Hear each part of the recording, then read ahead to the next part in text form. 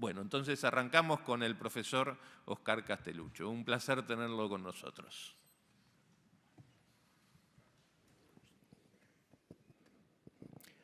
Buenas tardes. Para mí es un inmenso placer poder estar aquí, invitado por UPCN, y poder hacer esta charla, como decía el compañero, presencial después de tanto tiempo de ausencia y, como digo yo, de vernos planos a través de Meet y Zoom y estas cosas. Ver que tenemos espalda y que nos podemos abrazar me parece que es maravilloso, y el motivo de estas charlas de café, que son bastante más que una charla de café informal, que me parece que son es una propuesta muy interesante que nos debemos, no solo los peronistas, sino los argentinos, para debatir y para decidir de alguna manera el camino que tenemos y que debemos tomar para construir una sociedad mejor. Bueno, a mí me tocó en suerte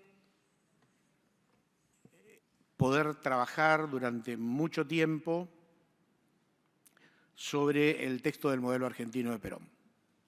Una posibilidad maravillosa que me dio la Biblioteca del Congreso de la Nación, que a partir de la ley 25.114 impuso la recopilación y edición de la obra de Perón, y que me tocó el placer y la responsabilidad de dirigir y de iniciar hace muchísimo tiempo. Seguimos trabajando en ese tema, aunque ya no esté dentro de la planta orgánica de la biblioteca, pero venimos llevando hace una punchadita de años, más de 20, este proyecto, que creo que debe haber pocos que hayan tenido tanta continuidad en el tiempo. Y la primera posibilidad que me dio fue trabajar sobre el modelo argentino de Perón. Cuando decidimos hacer la edición del modelo, porque lo que habíamos visto que era que durante tantísimo tiempo se han iniciado muchas veces la edición de la obra de Perón y siempre se empieza cronológicamente por el principio, diríamos, por lo que es en la etapa política de la comunidad organizada, y después no se pasaba de ahí. Entonces decidimos hacer el orden cronológico inverso y empezar por el modelo, porque nos parecía que sigue teniendo actualidad, que es de lo que vamos a estar conversando hoy. Cuando empezamos ese trabajo de investigación, que terminó absorbiéndome y al cual terminé dedicándole más de 3 años absolutos de mi vida, porque me fui involucrando de una manera impensada, a partir casi de una casualidad, cuando a partir de ese trabajo inicial de investigación fui descubriendo algo que me resultaba muy llamativo, y es que había muchísimas diferencias entre las pocas ediciones que había del modelo argentino de Perón, que había muchísimas diferencias entre ellas. Me llamó mucho la atención, y eso me encaminó hacia una búsqueda que me plantó en un lugar que a mí me parece que también es central plantearlo hoy para hablar de la vigencia del modelo argentino.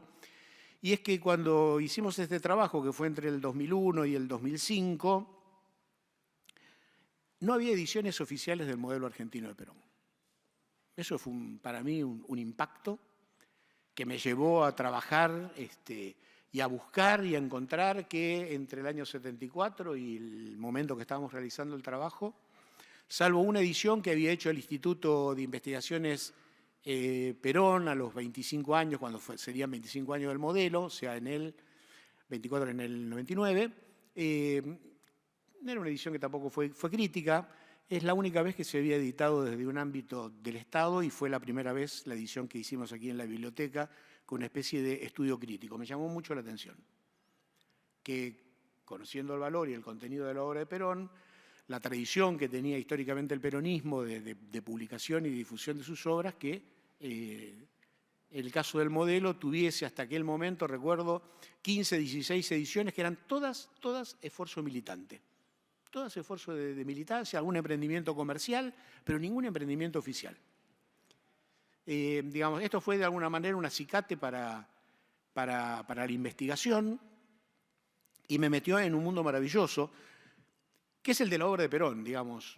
Como todas las obras, pero particularmente para mí la de Perón, uno puede planearlas, puede verlas desde lejos, superficialmente, y también tiene la posibilidad de meterse dentro, bajar del epidermis y empezar a recorrerla internamente, y uno empieza a descubrir cuestiones que son de una riqueza inimaginable y que van abriendo ventanas y puertas y que hacen que la investigación sea a la vez un acto de aprendizaje maravilloso.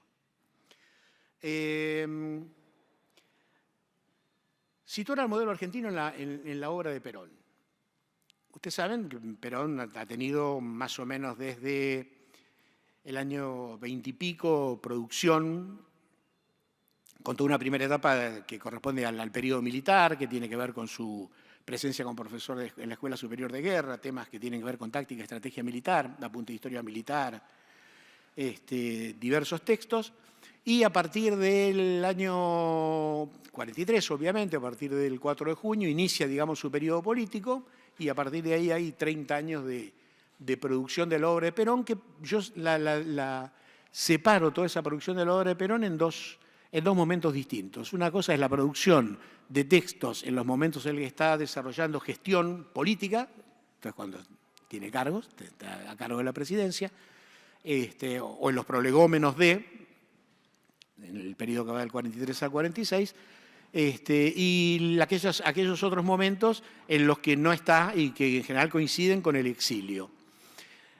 La diferencia que hay entre estas dos clases de obras que diferencio en Perón es que aquellas que coinciden con el periodo del exilio, los Vendepatria, la obra de los pueblos, las que corresponden a esa etapa, son obras en las cuales Perón está sentado a la máquina y escribe sus textos.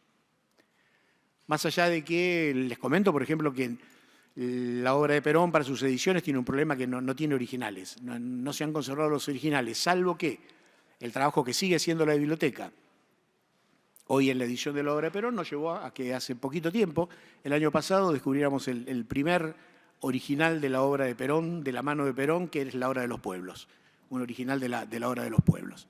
Pero no los hay, como no los había tampoco, por supuesto, del modelo. ¿Cuál es la diferencia entre las obras que él hace estando en el llano, en el periodo del exilio, y las que está en la etapa de la gestión? Que unas está él escribiéndolas y las otras obras tienen participación de terceros. No están escritas directamente, vamos a para que queden claro, para evitar suspicacias, son obras de Perón, pero que no necesariamente escribe Perón. Bueno, el modelo argentino se inscribe claramente en esta segunda línea. Es una obra de producción colectiva. Pero el hecho de hacer una producción colectiva, por supuesto, no le resta mérito, sino que le da un valor político distinto a esto que tiene que ver con lo que vamos a hablar luego, de cuál es la vigencia del pensamiento de Perón. Porque detrás de la producción del modelo argentino de Perón es la obra, se llama, la obra póstuma, pero es una obra que está escrita en el último periodo de la vida de Perón. Está escrita entre febrero y la fecha del fallecimiento, junio, digamos, del año 74. No es una obra que Perón escriba, sino que genera un grupo de trabajo en torno al cual se produce la obra. Rindo homenaje, y debiésemos conocer mucho más de lo que conocemos de él, es que detrás de la producción del modelo argentino está la figura de un personaje que ha sido muy importante, no solo para esta obra, sino políticamente, que es el coronel Vicente Damasco, un hombre que ha pasado quizás desconocido o poco conocido, que fue el artífice de la elaboración del modelo argentino de Perón. El coronel Vicente Damasco, les cuento muy rápido porque tenemos un tiempo breve y quiero avanzar sobre algunas cuestiones de contenido.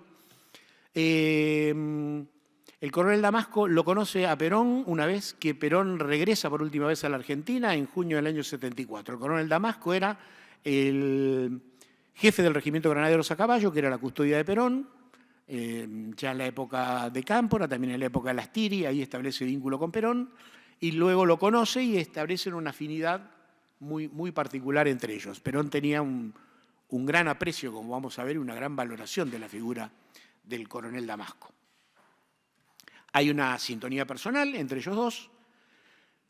Perón quiere capturarlo. Yo siempre digo que hay elementos psicologistas que no definen nada, pero que son importantes considerar. Yo siempre digo que cuando Perón lo conoció a Damasco, Damasco tenía 48 años, era coronel y tenía la edad de Perón y tenía el grado de Perón cuando Perón inicia su proceso político. Digamos, algún vínculo de ese tipo debía haber entre ellos. Y empieza a cobijarlo de alguna manera Perón a Damasco. Cuando llega, el fin del año 73, cambio de destinos militares, Damasco dejaba de ser el jefe del regimiento de granaderos a caballo, con lo cual se alejaba de Perón, y Perón toma la decisión, llegó esto para valorar la figura de quien va a ser el artífice de la elaboración del texto. Perón, cuando ve que va a perder la posibilidad del vínculo cotidiano con Damasco, lo nombra secretario militar en el ámbito de la Secretaría General de la Presidencia de la Nación. 1 de enero del año 74. Y les marco esto porque la importancia que va a tener Damasco es que Perón, en el breve periodo de los 5 meses siguientes, lo va a nombrar 3 veces secretario de Estado y le va a crear secretarías para nombrarlo a él. O sea, Damasco era un tipo de suma importancia en su vínculo con Perón, muy valorado por el general Perón. Más allá de mantenerlo al lado, hay otro hecho, después si quieren las preguntas me detengo, salteo rápido para avanzar. Hay un hecho que es muy determinante para la elaboración del modelo, para nada secundario, y es que Perón padecía, para fines del año 73, tenía un estado de salud grave y muy deteriorado, muy deteriorado. Perón hacia fines del año 73 tiene un edema pulmonar que le deja consecuencias gravísimas, que son las que van a provocar la muerte poco tiempo después, y que obligan a que deje de atender sus asuntos en Gaspar Campos, que aún siendo presidente atendía, y en Gaspar Campos 1065, y se traslade a la Quinta de Olivos. Cuando se traslada a la Quinta de Olivos, estaba muy deteriorado físicamente, y cosa que pocos recuerdan, salvo los que maniáticamente como yo se meten a buscar datos, Perón permanece durante más de 100 días sin salir de la Quinta Presidencial de Olivos. Permanece dentro. Y dentro, junto a él como secretario militar, estaba Damasco, y charlan, además del vínculo cotidiano relativo a la función, Perón evidentemente quería encaminar a Damasco hacia la actividad política. Había pensado en él inicialmente para hacer una especie de reforma del Estado, porque Damasco además era profesor de metodología, y lo había pensado más en la idea de plantear una especie de modificación del Estado. Paradójicamente, a lo que nos suelen decir los liberales, el Estado era un elefante, había sido transformado en un elefante relleno de gente que no sabían para qué, y que Perón quería racionalizar y creía que había que hacer una profunda reforma del Estado, refuncionalizarlo, y para ello había pensado en el coronel Damasco. Esas charlas de Perón con Damasco en esa dirección se van transformando. ¿Por qué se van transformando y van tomando otra dirección? Porque Perón tenía clara conciencia de la limitación de su vida. Perón, que además era un conocedor del tema de medicina, él siempre había dicho que iba a estudiar medicina, hubiese estudiado medicina si no hubiese sido militar, era conocedor de la finitud, del poco tiempo que quedaba por delante. Los peronistas, los que estábamos fuera de ese círculo en aquella época, no teníamos la menor idea de esto, leíamos en el diario que Perón estaba bien, pero quienes estaban metidos en la cuestión política sabían que Perón, para principios del año 74, tenía entre 6 y 8 meses de vida, cosa que había dicho Tayana. Bueno, vivió 7 meses exactamente. Esa percepción llevó a que Perón transformara esas charlas con Damasco en el inicio de charlas que tenían en torno a la posibilidad de dejar un testamento político. Damasco incorpora esas charlas con Perón a un personaje que va a ser clave en la construcción del modelo, que es el doctor Ángel Fortunato Monti. El doctor Ángel Fortunato Monti no era un hombre peronista, era un hombre, había estado cercano a la idea del partido intransigente, de Allende, en aquel momento, pero era un hombre que había escrito un libro que se llamaba Razón y Diseño, Proyecto Nacional, en el año 72. Si les empieza a hacer alguna conexión entre la idea del libro de Monti y la obra que va a construir Perón después. Y una vez que esas charlas se van orientando y participan Damasco, Monti, más un tercero que pertenecía a ese grupo, que era el licenciado Grispino, Perón crea otra Secretaría de Estado. Y yo quiero detenerme puntualmente en esta segunda creación de de una Secretaría de Estado que hace Perón para Damasco, porque crea un área que se llama Secretaría de Gobierno, que no existía. Lo designa Damasco, secretario, lo designa a Monti, subsecretario, y este es un tema que a mí me parece que es trascendental.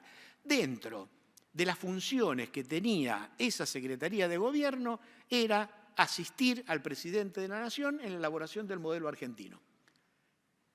Y como segundo era colaborar con el Poder Ejecutivo Nacional para el diseño del proyecto nacional. Con esto remarco porque quiero decirles que el modelo argentino para el proyecto nacional es un diseño de políticas públicas que Perón hace oficialmente como actividad de gobierno. Digo, esto es lo que a mí me parece que le da un valor y le da una carnadura muy importante. No era un libro de memorias que escribía, era un diseño de políticas públicas que estaba emparentado, esto sucede el 15 de febrero del 74, y al poquito tiempo, en marzo del 74, Perón toma la decisión de convocar una comisión de estudio para la reforma de la Constitución, que era uno de los grandes objetivos que tuvo Perón en aquella época, que lo olvidamos. Yo siempre remarco aquello de que quienes fuimos contemporáneos de aquella época no entendíamos por qué Perón no reponía la Constitución del 49, que era un reclamo que todos teníamos, una reivindicación, aquella Constitución que había sido derogada por un mando militar de una dictadura, nos parecía que era una reivindicación que se repusiese aquella Constitución. Y Perón fue difícil de entender, yo no lo entendí, en aquella época, cada uno se hace cargo de lo suyo, que en realidad Perón no quería volver al año 49, Perón quería avanzar hacia el futuro. Perón era un estratega, no solamente fue un conductor, sino que era un estratega y sabía que aquella Constitución del 49 no servía, que había que construir una nueva Constitución. ¿Por qué remarcó esto? Porque en esa nueva Constitución que quería reformar, que quería hacer Perón, para lo cual convocaba a estudiosos a elaborar un proyecto, esos proyectos tenían que canalizarse a través de la Secretaría de Gobierno, donde estaba Damasco. ¿Por qué? Porque el modelo argentino era, y él lo dice en el texto varias veces, debía ser la base para la elaboración de la Constitución que orientara a la Argentina hacia el futuro.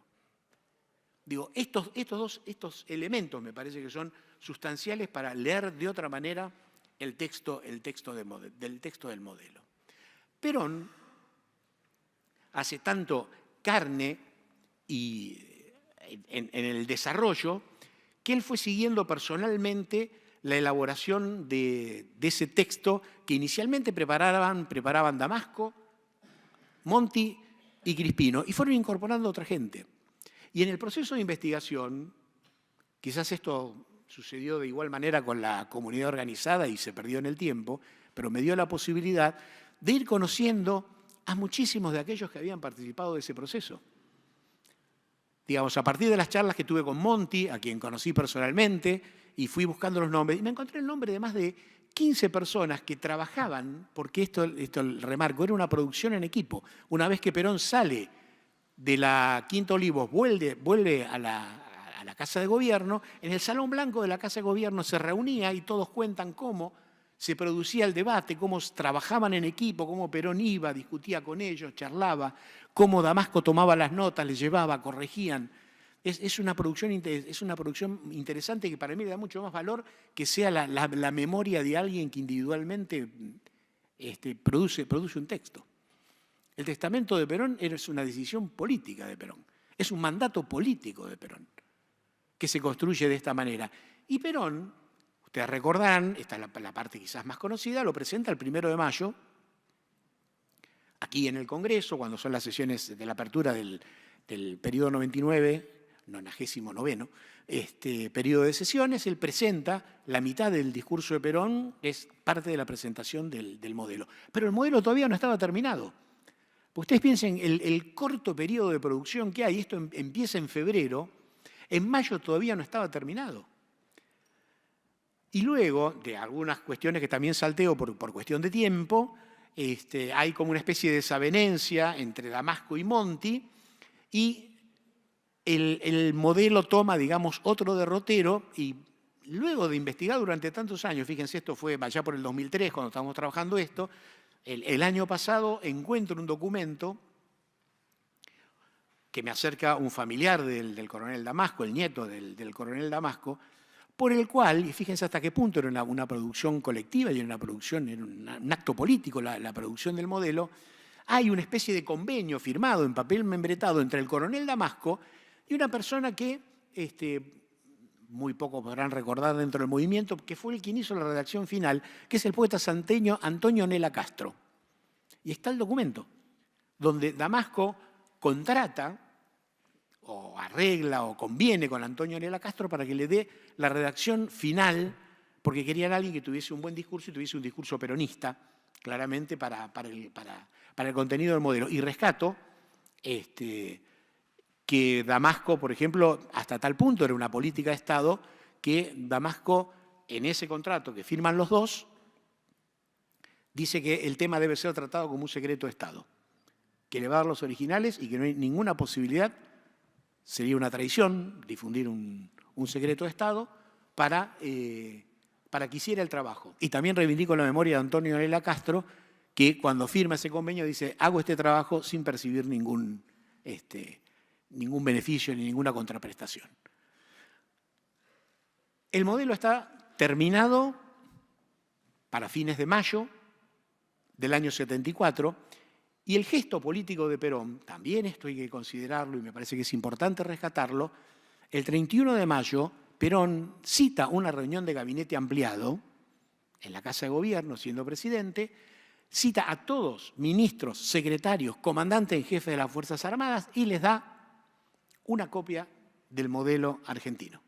Pone en sus manos una copia y le dice, este es el proyecto político. Si quieren hacer alguna corrección, ¿quién se atrevería?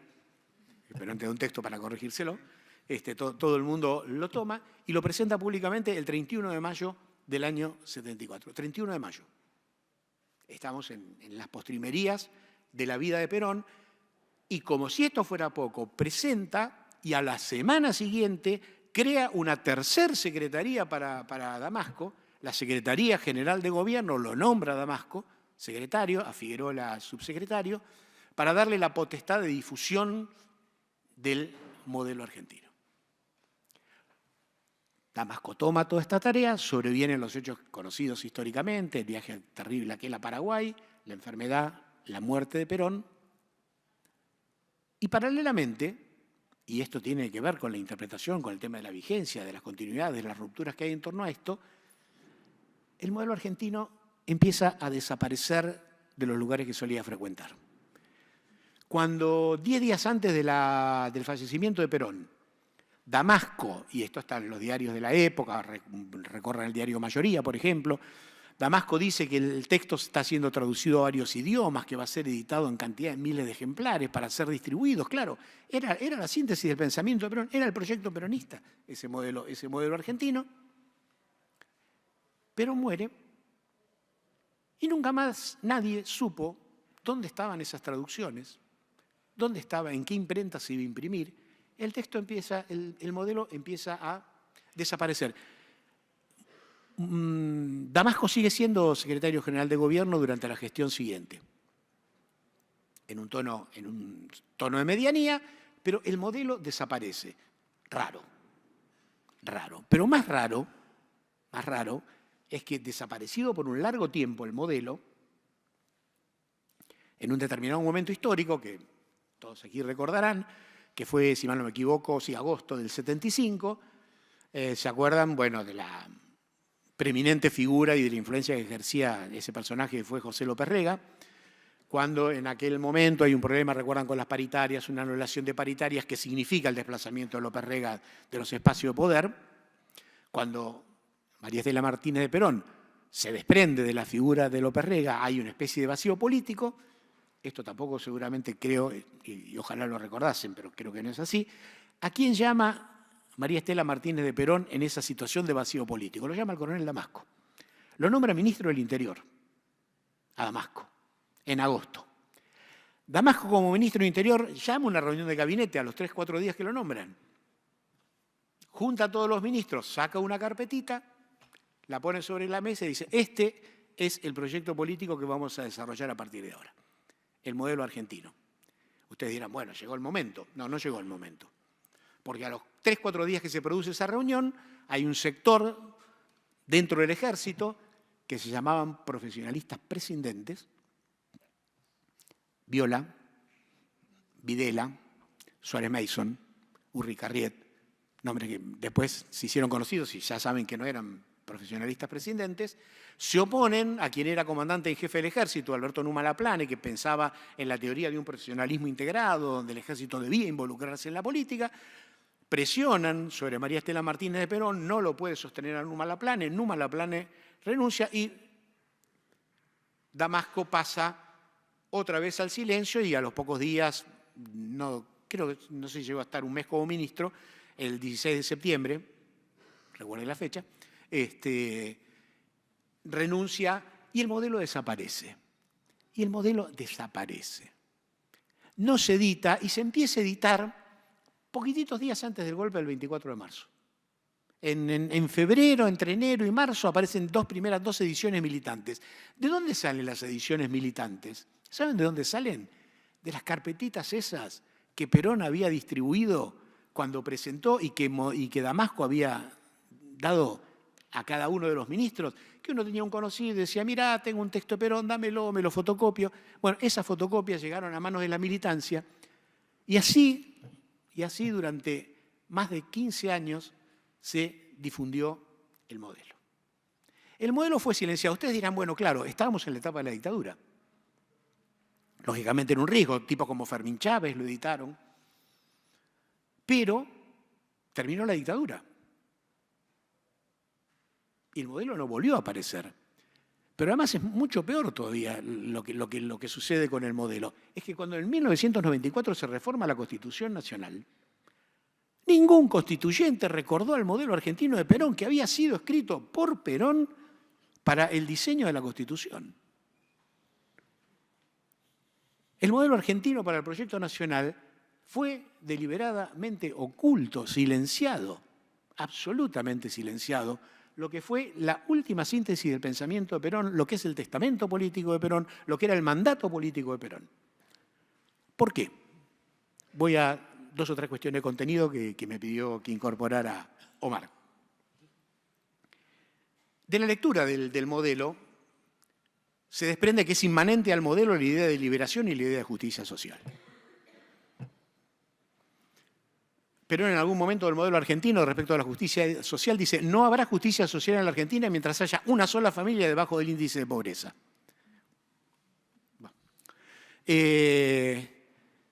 Van viendo por dónde viene la cosa.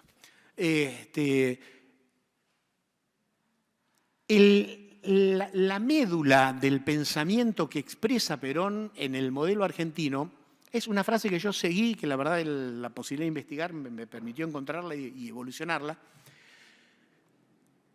Ahora estamos trabajando con la gente que está en la biblioteca y está manejando la colección, que está Isela Mo, que es la actual subdirectora. Estamos trabajando en la etapa del 43 y el 44. Y cuando recorriendo el material del 43 y el 44 de Perón, me encuentro con una frase de Perón que él escribe en uno de los primeros textos. Miren, en uno de los textos que escribió Perón en el año 43, cuando iba a conformar el GOU, en los fundamentos del GOU. Hay una frase que dice: para un militar no debe haber nada mejor que otro militar. Ese Perón del 43, en la década del 50, las 20 verdades peronistas, dice: para un peronista no debe haber nada mejor que otro peronista. Bueno, el modelo argentino, la síntesis del modelo argentino es que para un argentino no debe haber nada mejor que otro argentino. Esta es la dinámica del pensamiento de Perón. ¿Cómo se construye? Porque luego avanza hacia la idea de que para un argentino no debe haber nada mejor que otro argentino. Perón no era un incauto, sabía que había que construir una masa crítica, que había que construir una mayoría para sustentar ese proyecto. Para eso escribe el modelo. ¿Por qué se llama modelo argentino para el proyecto nacional? Porque el modelo argentino era la propuesta de Perón, era la propuesta del justicialismo para confrontar con otros modelos y construir el proyecto nacional que nos involucrara. ¿A todos? No, a todos no. Perón sabía que a todos no se podía involucrar, que había una minoría que era irreductible. Absolutamente irreductible, pero que en aquella época era del 20%. Él pensaba, cuando pensaba en términos políticos, cuando hablaba Perón del 80%, él pensaba en el voto del peronismo, en el voto del Frente Izquierda Popular, en el voto del radicalismo, por eso su avidez y su interés en el abrazo con Balbín. con lo que era la Alianza Popular Revolucionaria, los demócratas cristianos, el Partido Intransigente, aún el Partido Comunista que estaba dentro de la Alianza Popular Revolucionaria. Esa era la mayoría crítica con la cual había que consensuar. ¿Cómo había que consensuar? El consenso al que se refería Perón cuando hablaba de democracia social se remitía exclusivamente al ámbito político, no. El pensamiento de Perón era un pensamiento estratégico, iba mucho más allá de lo político. Los políticos debían participar porque eran parte de la organización del pueblo a través de lo cual se expresaba de los partidos políticos. Y él decía, cada plataforma de un partido político tiene que ser su modelo argentino. Y luego tenemos que sentarnos en un espacio que él lo nombró y se llamaba para el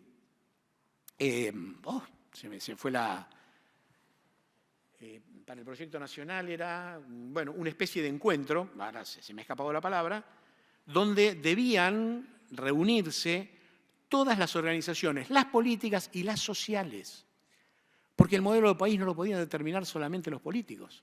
Entonces él hablaba de la incorporación de los sectores sociales, por eso Perón quería que en la decisión de ese proyecto participaran, por supuesto, los políticos, los trabajadores, los empresarios, la Iglesia, las Fuerzas Armadas, las organizaciones populares, porque quería construir un proyecto que nos incluya a todos para que pueda ser sostenido. Este es el esquema, la idea y cómo se nutre, cómo se forma y cuál era el objetivo por el cual Perón nos cede esa obra que para él eran 30 años de experiencia de su vida. Eran los 30 años de experiencia de su vida los que iban del 43 al 74. ¿Se dan cuenta por qué no se editó nunca después? Porque si nosotros vemos la realidad de hoy, ¿cuál es la vigencia del modelo hoy? Que 48 años, pasaron 48 años de la muerte del general, 48 años de la edición del modelo, caminamos en sentido exactamente contrario. Hicimos todo exactamente al revés de lo que Perón dice en ese texto. Es muy difícil de digerir. Vuelvan a leerlo en el concepto, no en el análisis coyuntural que hace de la década del 70, que naturalmente se ha modificado. Pero piensen en términos de lo que él plantea. Perón no era un teórico solamente. Perón no era un holograma. Perón era un tipo que pensaba, tenía pensamiento y tenía acción. Entonces, cotejemos ese pensamiento de Perón con su acción. ¿Hacia dónde avanzó? ¿Qué es lo que hizo? ¿Qué es lo que consiguió la dictadura? ¿Cuál fue el gran éxito de la dictadura? Que seamos como somos. Y no haber sido capaces después de reconstruir. Nos olvidamos del modelo argentino de Perón, nos olvidamos. Por eso no se editó. Sencillamente por eso no se editó. Porque hoy, ¿cuál es la vigencia de ese pensamiento? Y con esto termino. Bueno, pues miremos nuestro alrededor, miremos el fin de semana, miremos el mes pasado. ¿Cómo hemos sido incapaces de construir consenso y nos hemos dividido? Nos costaría ponernos de acuerdo entre nosotros, entre los que estamos acá, porque cada uno tendría su minucia y su diferencia, y hemos aprendido a construir en lo que nos diferenciamos del otro y no en lo que nos parecemos. Perón hablaba del consenso, no entre nosotros, lo daba por descontado, el consenso afuera de estas paredes. Encontrarse con el tipo que piensa diferente. Yo siempre digo, la gran diferencia que hay en la vida entre escuchar para contestar y escuchar para comprender. Lo que tenemos que hacer es comprender para construir una realidad que no es exactamente lo nuestro. Véanlo en la acción concreta de Perón. Si ustedes cotejan, y perdón, que me voy un poco del tema, pero además como en esta colección que estamos preparando, también está muy avanzado el volumen que recoge toda la producción de Perón del año 74, confrontar la cotidianidad de Perón, sus discursos, sus acciones, con ese pensamiento, el camino que quería marcar, que es el que no se construyó. Perón quería, cuando en el año 74 se hace el Congreso Internacional del Partido Comunista, acá en el Luna Park, él recibe a los delegados del Partido Comunista, pero también se juntaba con los conservadores, no con los de Solano Lima, que eran los que estaban más próximos, sino con los conservadores que no estaban próximos. ¿Ustedes no se acuerdan cuando Perón crea el Instituto Nacional de Previsión Social? ¿A quién pone a su frente? A Ramón Cárcano, un conservador. Ese era el arco ideológico en el cual hay que construir consenso. Mientras no seamos capaces de construir ese consenso, seremos lo que somos hoy. Nada más.